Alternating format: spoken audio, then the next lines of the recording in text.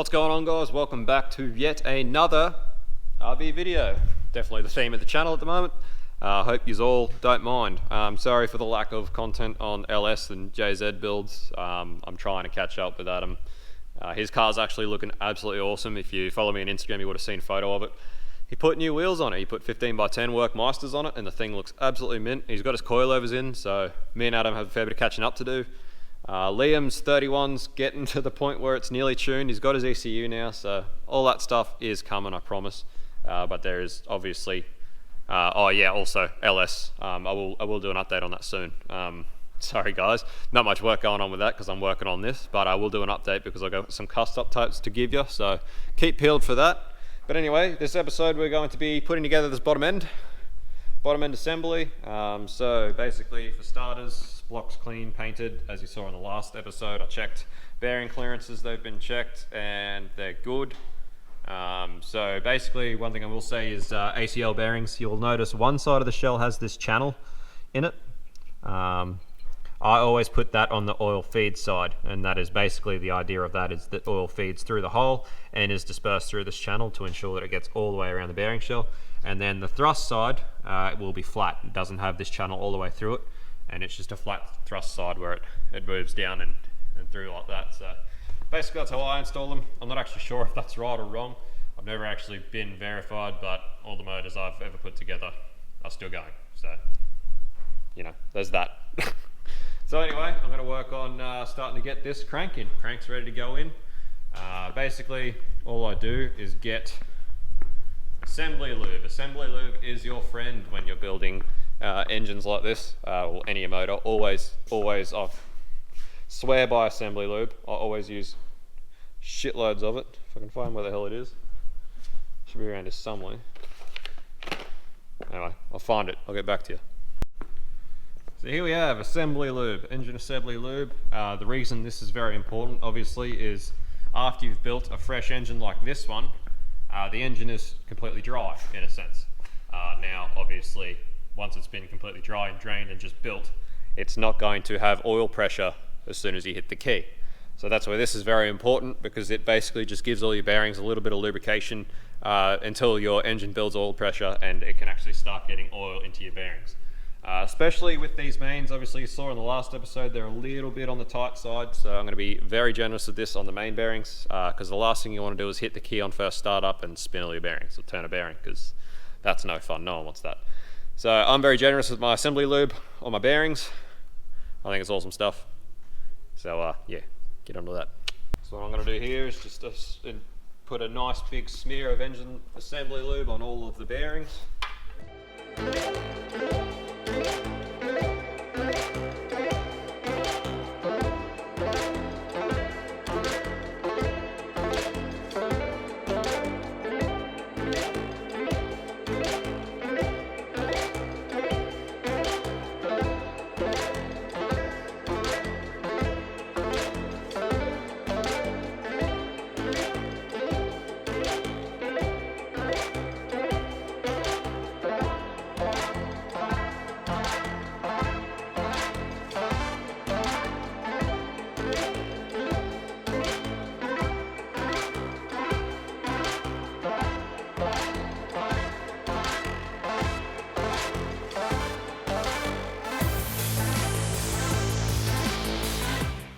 Alrighty, so crank's in, cradle's in. I torque these to 45 foot-pound. As you saw, you'll sort of just work on the inside and then work your way out and alternate as you go out. But crank's in, that's all good. So pretty much time now to prep the bores, and I also need to put all the bearings in the rods from those pistons into these pistons. So as far as prepping these bores go, what I generally do is I'll get them one more hit of brake clean. Brake clean and a chuck swipe just to clean off the bores of any nasties. You want these bores to be super clean, as clean as you can possibly get them.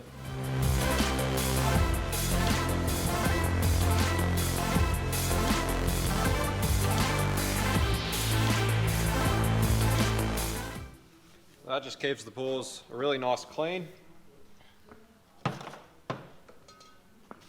After that, what I do is get a nice clean lint-free rag, something like so, a bit of cotton, and actually a little bit of ADF Dex 3. So ADF Dex 3 not only cleans the bores, it actually leaves just a light film of oil on the bore, which just like assembly lube is good just for startup of a fresh engine. It's good to just have that little bit of film.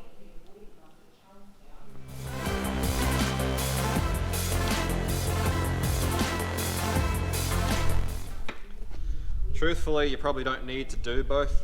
A lot of people either do brake clean or ATF, not both. Generally, I like the bores to be nice and clean, and then I like to have just that little bit of a ATF film.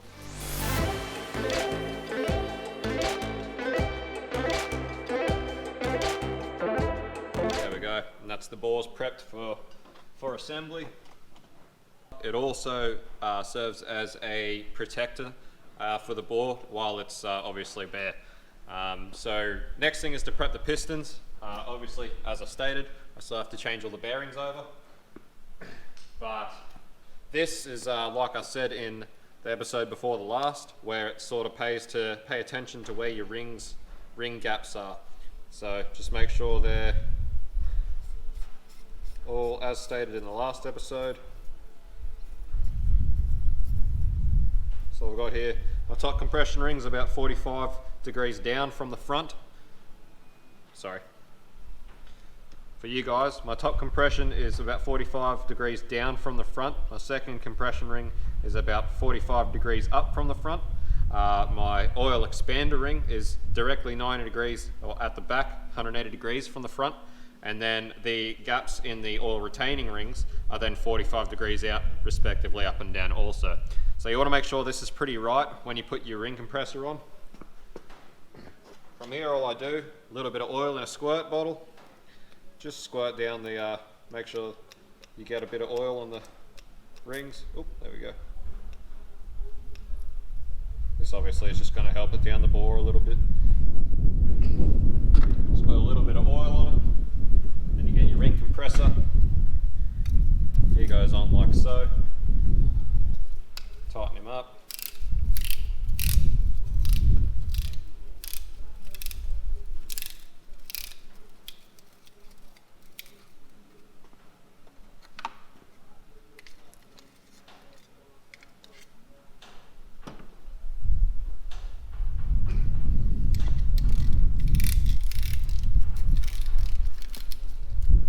There you go, that just compresses the rings up on the piston nice and good. Obviously, next thing you're going to need to do is take the cap off, and as always, get some assembly lube on it. So when you're putting your ring compressor on, it pays just to leave a little bit of the skirt out. This helps you just locate it into the cylinder bore before you go pushing it off the compressor. So as always, nice bit of assembly lube. I like to be very generous.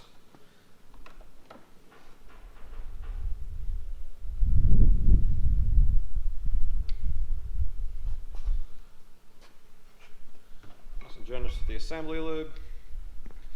As I stated in the previous episode as well, obviously the dot goes towards the front of the motor. Very carefully and gently lower the piston in, sit the skirt in the bore. Then all I do is just get the rubber end of the wooden end of the hammer, and it should just pop down like so.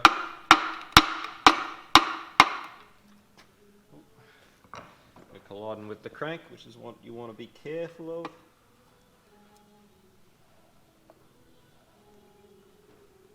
Make sure your crank's down before you start, and just pop that in like so. He's happy in his home. Bring him down, line him up onto the journal.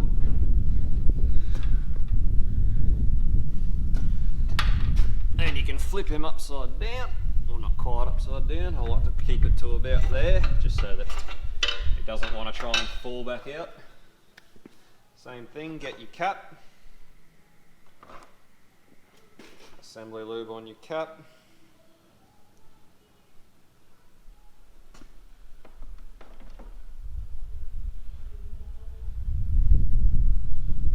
Always nice and generous with the assembly lube. And as I stated in the other episode, tang to tang, on goes the cap.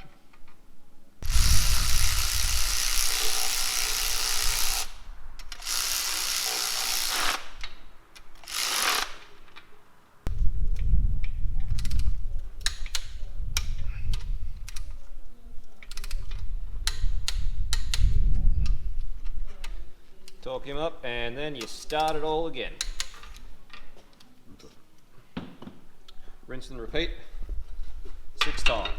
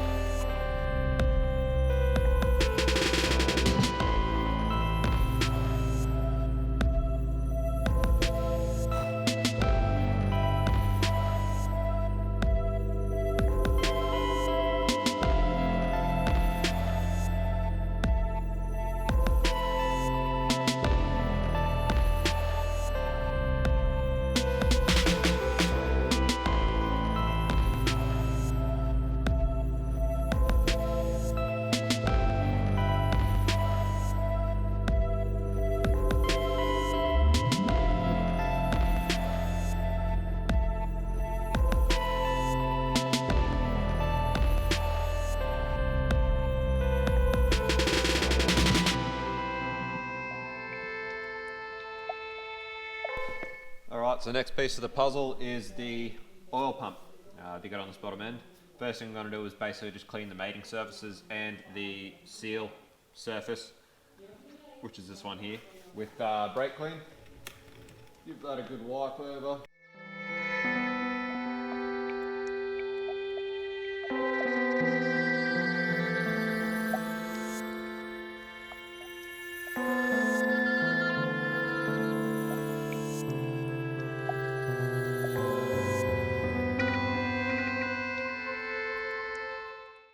So with the mating surfaces clean, next thing I really want to do, as with all seals, always, we always put just a little bit of rubber grease on the seal. Just helps it along there, stops the seal from picking up. Another one of those really, really handy things.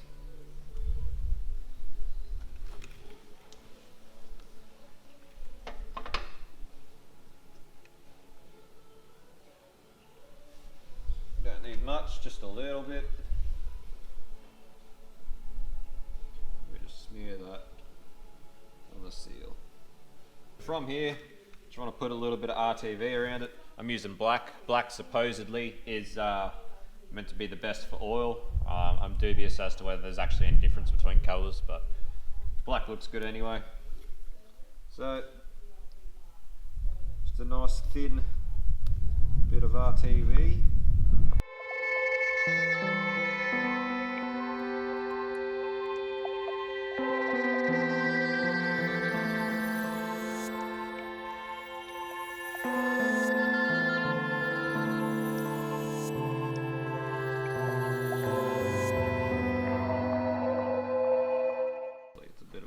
You've got to remember to line up the oil pump gears, which I just didn't, which is why it didn't go on properly. So make sure you line those up, otherwise you'll have to do it again.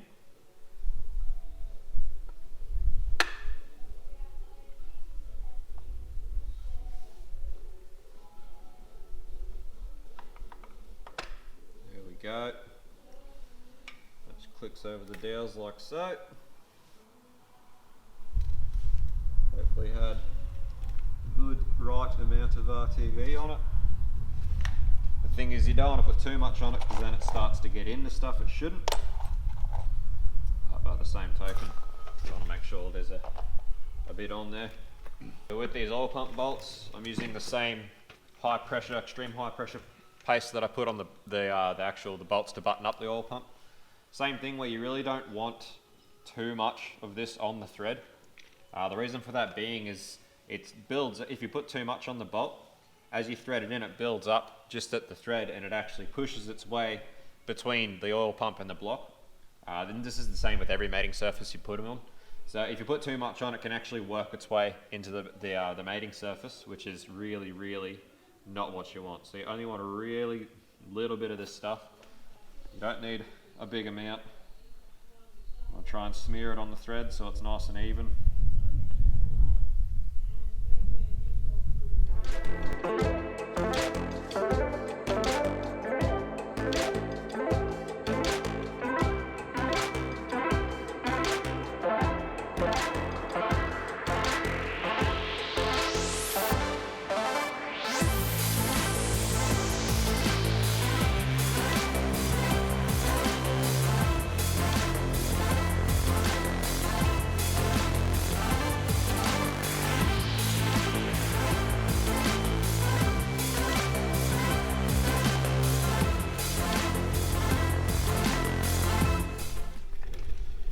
So torque settings for these bolts I think are around 5 or 10 foot-pound.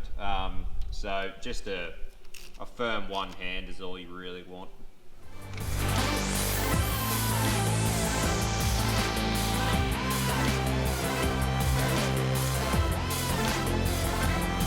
Right, that's our oil pump on. So next thing's going to be the water pump. So water pump's essentially going to be exactly the same. Clean both mating surfaces, a little bit of RTV, and same thing, I'm pretty sure water pump bolts are rated again to some ridiculously small. So basically just hand tight is what you're looking for.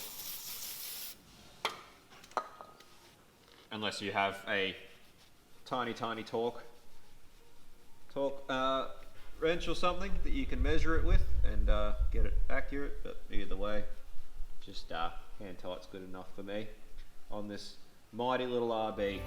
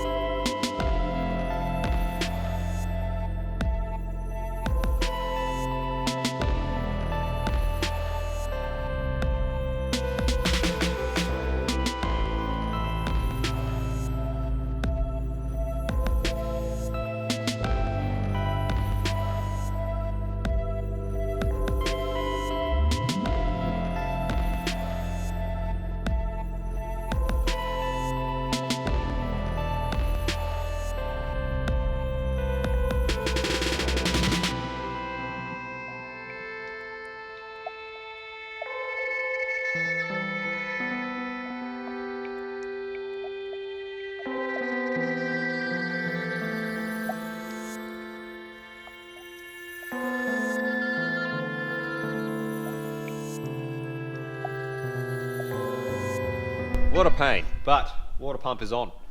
So it's all coming together. So there you have it, guys. That's more or less the bottom end assembled. Water pump and oil pump are on. The only thing really left to do as far as just the bottom end goes is the rear main seal plate. I'm going to leave that until I have the engine off the stand to get at it, just because it's a bit of a pain to get on or get at with it on the stand. And I've got to get it off the stand to get the spigot bush into the crank anyway. So at that point I'll put the rear main cover on then. As far as the sump, I can't get the sump on yet because I still need to weld in a 1/8 NPT bung for my oil temperature sender. I want to get that in the sump at a nice spot so that it's exactly where it is giving me a good reading of oil temp. So basically, yeah, can't put the sump on, so I'm not going to bother putting the pickup on. Obviously, as you saw with the teardown of this motor, the O-ring seal on the pickup was not all the way right, so I'm going to use a different O-ring seal. So I'm going to leave all that until I'm ready to put the sump on, which is going to be after that bung's welded in. I'm going to leave the rear main copper plate until I take the engine off the stand to do the spigot. Apart from that, it's just timing, and that timing's going to wait until the head goes on. And I'm not going to put the head on at the moment just because there's still that dab on cylinder 5 I want to get rid of because it's going to be a hot spot. So not quite ready to get the head on yet, so this is about as far as it's going to get for now. Thanks for watching, guys. Hope you're enjoying the engine build content. I'm hoping to keep this roll going of 3 videos a week. It's really just going to depend on how much content I can get out though. Basically, if content starts to slow up, I'll scale back to 2 videos a week. But cheers, guys. Smash like, hit subscribe if you haven't already, and we'll see you very soon for the next video. Next video is going to be going to collect the shell. So pretty excited for that. Hope you are too. Cheers.